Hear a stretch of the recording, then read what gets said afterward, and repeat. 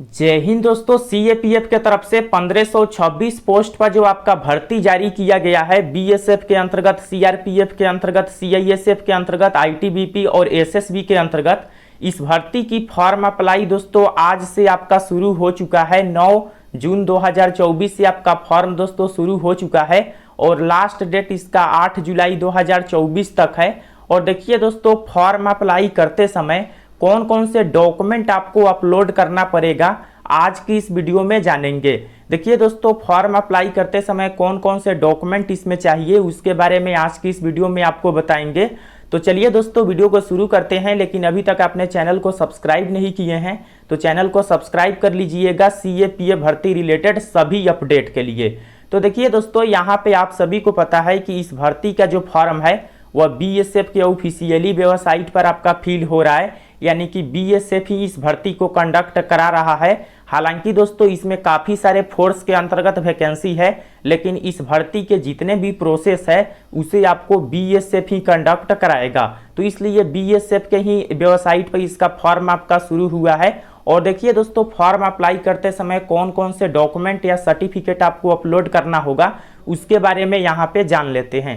तो देखिए दोस्तों, डॉक्यूमेंट की बात करें तो डॉक्यूमेंट में सबसे पहले आपको फोटो अपलोड करना होगा और फोटो की साइज आप सभी देख सकते हैं 30 से 100 केबी के बीच होना चाहिए। इसके बाद दोस्तों सिग्नेचर आपको अपलोड करना होगा जिसका साइज 20 से 80 केबी के बीच होना चाहिए। इसके बाद दोस्तों 10th का जो आपका सर्टिफिकेट है 10th क्लास का उसे अपलोड करना होगा जिसका साइज 30 से 100 केबी के बीच होना चाहिए। और उसके बाद दोस्तों आपको 10+2 का सर्टिफिकेट अपलोड करना होगा जिसका साइज 30 से 100 केबी के बीच। और इसके बाद सबसे इम्पोर्टेंट दोस्तों जो आपका है वो है कास्ट सर्टिफिकेट। देखिए दोस्तों, अगर आप सभी ओबीसी, ईडब्ल्यूएस या इसके अलावा दोस्तों अगर आप सभी एससी एसटी से है तो कास्ट सर्टिफिकेट आपको अपलोड करना होगा। अब यहाँ पे सवाल होगा कि कास्ट सर्टिफिकेट कौन सा चाहिए। तो देखिए दोस्तों, कास्ट सर्टिफिकेट की बात करें तो कास्ट सर्टिफिकेट अगर आप सभी दोस्तों यहाँ पे ओबीसी कैटेगरी से हैं या एससी एसटी से हैं या ईडब्ल्यूएस से हैं तो ओबीसी वाले जो कैंडिडेट है वो एनसीएल अपना अपलोड करेंगे। नॉन क्रीमी का जो सर्टिफिकेट होता है वो आपको अपलोड करना होगा और ये सेंट्रल का होना चाहिए, स्टेट का इसमें नहीं चाहिए। सेंट्रल का दोस्तों इसमें मांगा जाता है क्योंकि सेंट्रल का वैकेंसी है, तो सेंट्रल का कास्ट सर्टिफिकेट आपके पास होना चाहिए। एससी एसटी हो या ओबीसी हो या ईडब्ल्यूएस जो भी कैंडिडेट है, जनरल को छोड़कर सभी को सेंट्रल का कास्ट सर्टिफिकेट अपलोड करना होगा। और कास्ट सर्टिफिकेट दोस्तों जो आपका है ये आपका 1 साल से ज़्यादा पुराना नहीं होना चाहिए। देखिए दोस्तों, 1 साल से ज़्यादा पुराना अगर आपके पास कास्ट सर्टिफिकेट है तो आप नया बनाकर जो है फॉर्म अप्लाई कीजिएगा क्योंकि अभी समय है आपके पास 1 मंथ।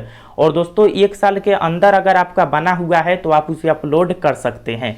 और यहाँ पे इसलिए ये ज़रूरी है क्योंकि जो कास्ट सर्टिफिकेट आप यहाँ पे अपलोड करेंगे डीवी के समय में यहीं आपका चेक किया जाता है।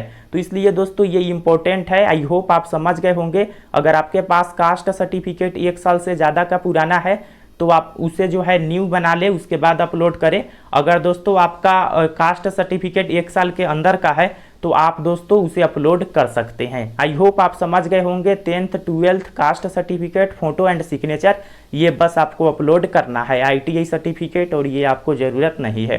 तो आई होप दोस्तों समझ गए होंगे। इसका फॉर्म बीएसएफ के ऑफिशियली वेबसाइट पर जाकर आप अप्लाई कर सकते हैं, लिंक डिस्क्रिप्शन में है। आई होप आप समझ गए होंगे। फिर मिलते हैं नेक्स्ट वीडियो में, तब तक के लिए जय हिंद, वंदे मातरम।